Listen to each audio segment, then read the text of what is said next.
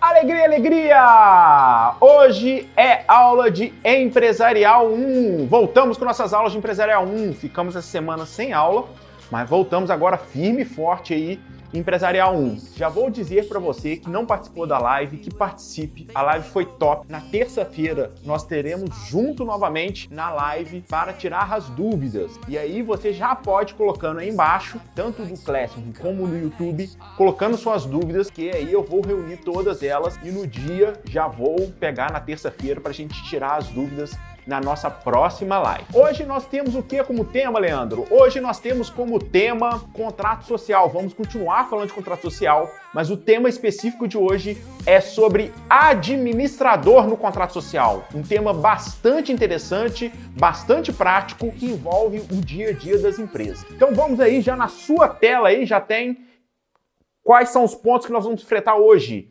Quem é o administrador?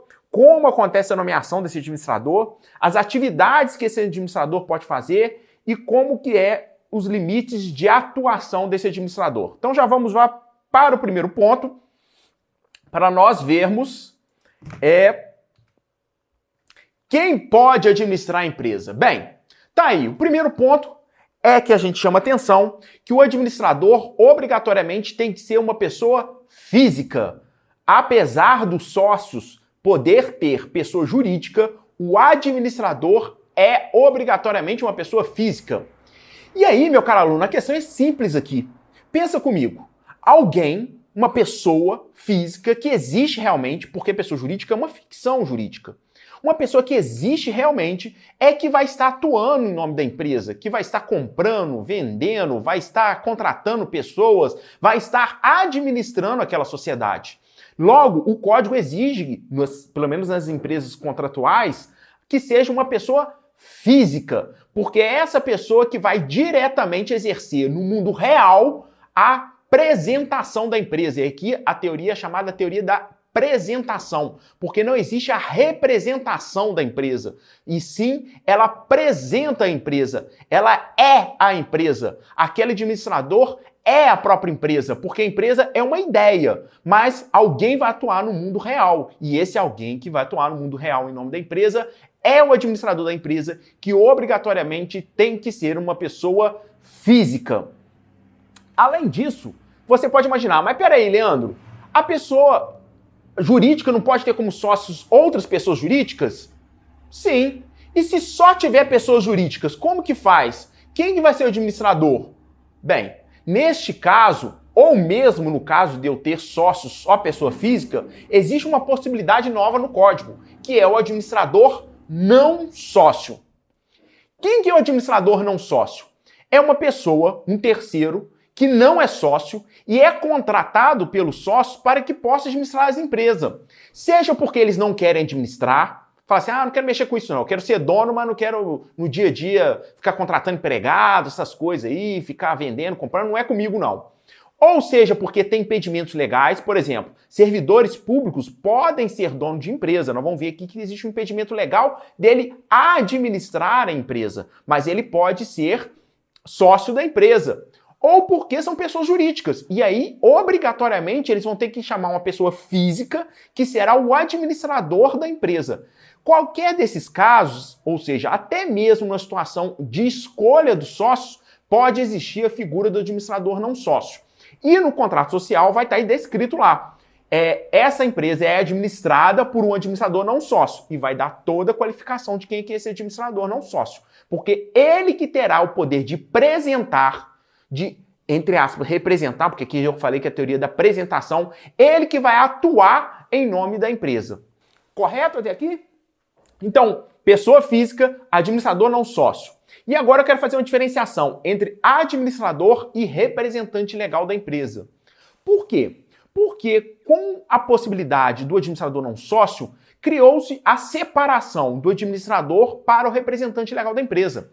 O sócio pode continuar sendo um representante legal da empresa, porque de forma separada, ele pode determinar que o administrador faça certas coisas e que o sócio faça outras. Por exemplo, o administrador, você é um administrador não sócio, eu estou te contratando, você vai constar no contrato social como administrador não sócio, entretanto, você tem o poder de contratar pessoas, comprar coisas, vender coisas, mas os contratos com os bancos, quando você receber uma citação judicial, quando tiver uma ação e tiver aqui na justiça, quem vai sou eu, porque eu continuo sendo representante legal da empresa. Olha que interessante. O administrador não sócio não é automaticamente o representante legal da empresa. O representante legal da empresa continua sendo sócios. Pode os sócios nomear o administrador como representante legal da empresa? Pode. Se ele quiser assim, fala assim, eu quero ficar em casa, eu quero nem saber o que está acontecendo. Ok, sem problema algum. Mas pode haver separação e eu determinar que o administrador não sócio faça algumas atuações, mas que o sócio continua como representante legal da empresa, sem problema algum. E aí, o sócio assina documentos, o sócio aparece quando tiver problemas judiciais, o sócio aparece nas situações de representação legal da empresa, sem problema algum. Então fazemos essa diferença aqui, que representante legal é uma coisa e o sócio administrador ou sócio não administrador é outra. Pode coincidir? Pode, sem problema nenhum, por escolha dos sócios, correto? Vamos avançar então aí. Agora falta a gente falar das pessoas que são impedidas da administração. Por quê? O contrato social fala até que, obrigatoriamente, deve-se declarar ao administrador que ele não está impedido para exercer a função de administrador. Porque quem são as pessoas que estão impedidas? É o artigo 1111, mas para ser mais preciso, é o parágrafo 1º do 1111. Vamos ler juntos aí na sua tela. Olha só o que fala. Não podem ser administrador, além das pessoas impedidas por lei especial. Aqui um exemplo claro de pessoa impedida em lei especial são os servidores públicos. Os servidores públicos, apesar de poderem ter empresa, apesar de poderem ser sócio de uma empresa, eles não podem administrar a empresa. Eles não podem estar à frente da atuação da empresa, até porque ele está cumprindo o horário dele lá como servidor público. Então vamos lá. Então, não pode ser sócio aqueles que a lei determina em lei especial o impedimento. Os condenados a penas que vede, ainda que temporariamente, acesso a cargos públicos. Então, se você não pode ter cargo público, muito menos pode administrar uma empresa. Ou aqueles condenados com crime falimentar. Aqui o crime falimentar é interessante. Se você já foi condenado porque você pisou na bola na administração de uma empresa, você agora quer ser administrador? Então você não pode ser administrador nem de outra empresa, ainda de uma empresa que não seja assim. Ah, mas eu sou administrador não sócio. Mesmo assim exige impedimento. Então, quem foi condenado por crime falimentar, ou crime de prevaricação, peita ou suborno, consunção ou peculato, contra a economia popular, contra o sistema financeiro nacional, ou seja, uma empresa, inevitavelmente o administrador vai ter que mexer com dinheiro e vai ter que mexer com contas de banco, contra as normas de defesa da concorrência, contra as relações de consumo, a fé pública ou a propriedade, enquanto perdurar os efeitos da condenação. Então, essas pessoas que estão condenadas, ainda que temporariamente, neste período que estiver o efeito da condenação, não podem exercer a administração. E por quê? Porque todas essas situações são ligadas com a empresa em si. São ligados com a atividade empresarial em si. Imagina um administrador que cometeu peculato, que suborna o poder público. Imagina um administrador que é servidor público. Imagina um administrador que já quebrou uma empresa por crime falimentar, não foi por questão econômica. Ele cometeu um crime falimentar. Não faz lógica permitir que essas pessoas administrem a empresa. Por isso, o Código Civil, no 1111, parágrafo 1º, veda que essas pessoas sejam administradoras. Correto? Vamos seguir então aí na sua tela com o próximo ponto da nossa matéria. Vamos ver como que é a nomeação do administrador.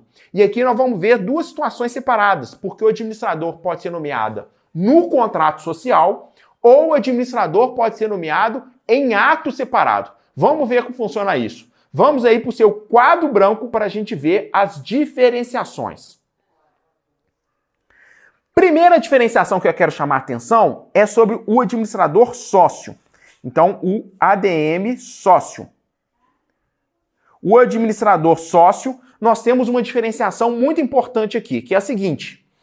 O administrador sócio pode ser nomeado tanto no contrato social, no CS, quanto em ato separado. Como assim, Leandro, em ato separado?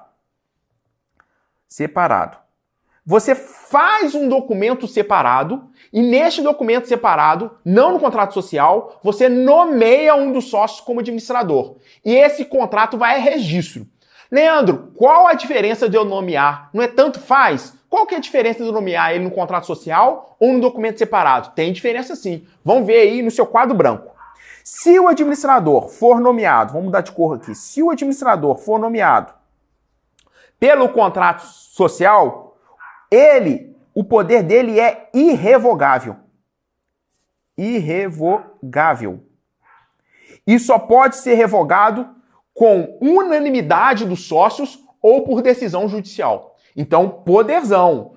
Se você nomeia o administrador no contrato social, você só tira o cara, ou se for sócio, né? O administrador sócio, você só tira o cara por decisão unânime ou por decisão judicial, que você prova que ele está pisando na bola. Então, é um grande poder. Agora, veja aí no quadro branco. Se você nomeia o administrador sócio em ato separado, você a qualquer tempo pode revogar o ato.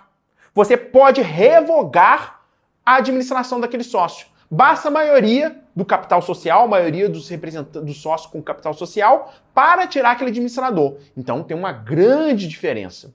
Outra diferença que eu queria chamar da nomeação é com relação ao administrador não sócio. Vamos aí para o seu quadro branco novamente. Com relação ao administrador não sócio, vamos escrever aqui embaixo, ó, ADM não sócio. Não, chamando a atenção aqui, sócio. Também existe uma diferenciação, mas a diferenciação aqui é outra. Porque fala o seguinte, para nomear um administrador não sócio, quando o capital não tiver integralizado, ou seja, ele está subscrito, existe a promessa, mas ainda não foi entregue, então capital não integralizado, nessa situação, quando o capital ainda não estiver integralizado, eu preciso, para votação, de um quórum de unanimidade. Escrevi errado. Unanimidade. Veja aí. Então, se existe um administrador não sócio, ele precisa ser nomeado por unanimidade, porque existe risco ainda da empresa. O capital não está totalmente integralizado. Existe uma responsabilização solidária da empresa. Então vamos dizer que o cara ainda está devendo lá 50 mil que vai integralizar em janeiro. Enquanto o cara não integralizar esses 50 mil, o que acontece é que os demais sócios respondem solidariamente sobre o capital social. Então, existe um risco. Então, o risco acontece na administração. Porque se o cara administrar mal, a dívida vai surgir. E se a dívida surgir, existe responsabilidade solidária. Por isso, o código exige que a administração, nesse caso de um não sócio, seja por unanimidade. Agora, a figura muda quando o capital está integralizado. Veja aí no quadro branco. Se o capital estiver integralizado, o que vai acontecer é que o administrador não sócio, então se tiver integralizado, vou colocar na mesma cor aqui, tiver integralizado,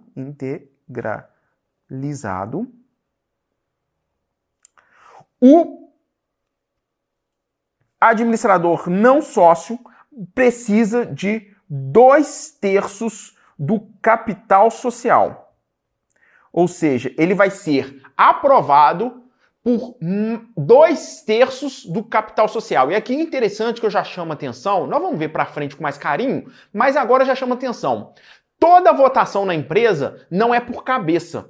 Nós vamos ver que na cooperativa é por cabeça, mas nas empresas manda quem tem mais capital social. Então é 2/3 do capital votante que decide a inclusão de um administrador não sócio. Tranquilo? Então temos aí, se não tiver integralizado, o administrador não sócio precisa de ser por unanimidade a nomeação dele, e se tiver o administrador não sócio já tiver integralizado, 2/3. Ah, Leandro, e o administrador não sócio?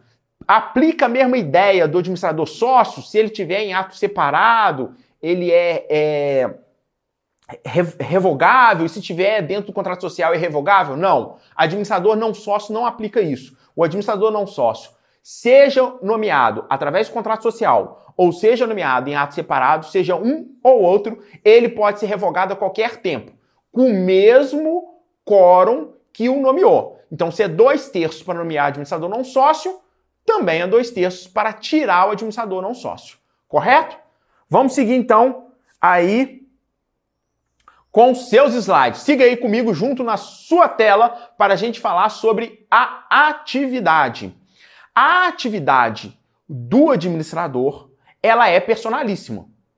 Ora, se o administrador é uma pessoa física, só ele, aquela pessoa de confiança dos sócios, que foi nomeada, seja um sócio ou seja um administrador não sócio, é que pode administrar. Quando os sócios dão poder de administração para essa pessoa não pode fazer um mandato em nome de terceiro e falar assim, ó, dou poder para que o terceiro, através de procuração, possa exercer todos os poderes em meu nome.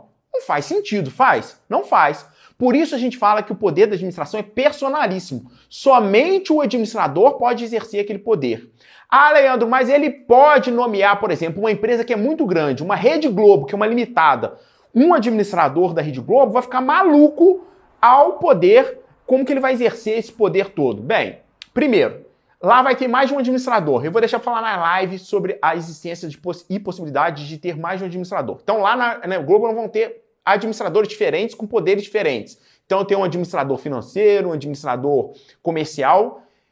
Ah, mas mesmo assim é muito difícil, Leandro. O administrador financeiro vai ter que assinar todos os cheques da empresa? Não. Neste caso, o administrador financeiro pode dar poderes específicos através de mandato para a pessoa X assinar o cheque.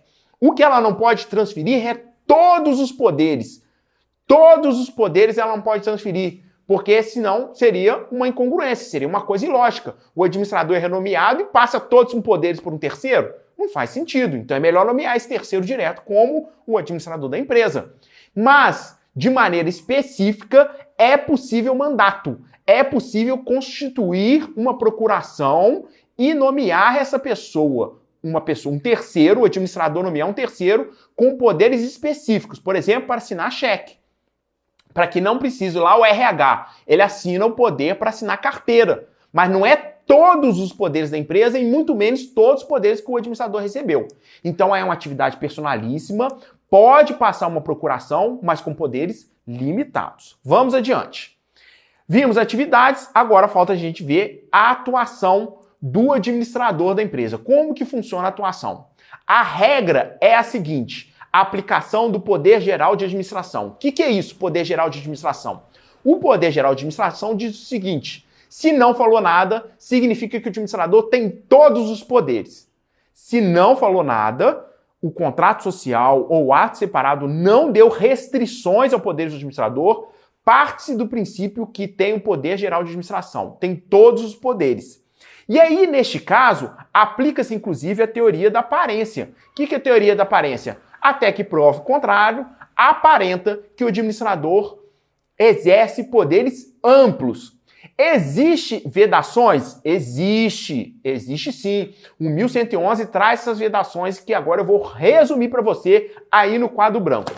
Quando que vai dentro da teoria da aparência, dentro do poder geral da administração, vai haver restrição. Vai haver restrição quando houver, vamos colocar azul aqui também, vai haver restrição quando existir, a gente chama de excesso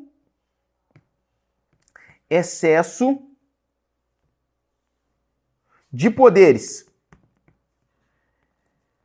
Excesso de poderes do administrador. E como que a gente verifica o excesso de poderes do administrador? Em 3 situações.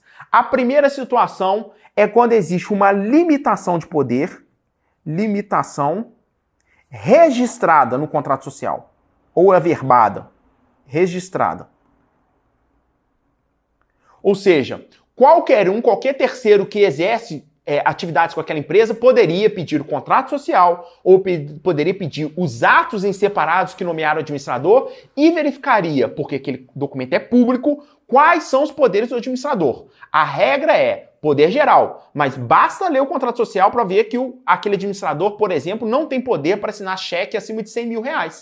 que o administrador não pode abrir conta em nome da empresa. Ou seja, os sócios podem restringir o poder do administrador e qualquer terceiro que vá negociar com a empresa pega o contrato social, lê o contrato social ou o ato em apartado que foi registrado e se tiver lá averbado direitinho, o terceiro sabe das restrições. Então aí não existe o poder geral de administração. O segundo ponto, aí na sua tela. O segundo ponto que nós vamos aplicar, número 2 aqui, é quando, mesmo que não esteja registrado, a gente prova que o terceiro conhecia. Então, conhecimento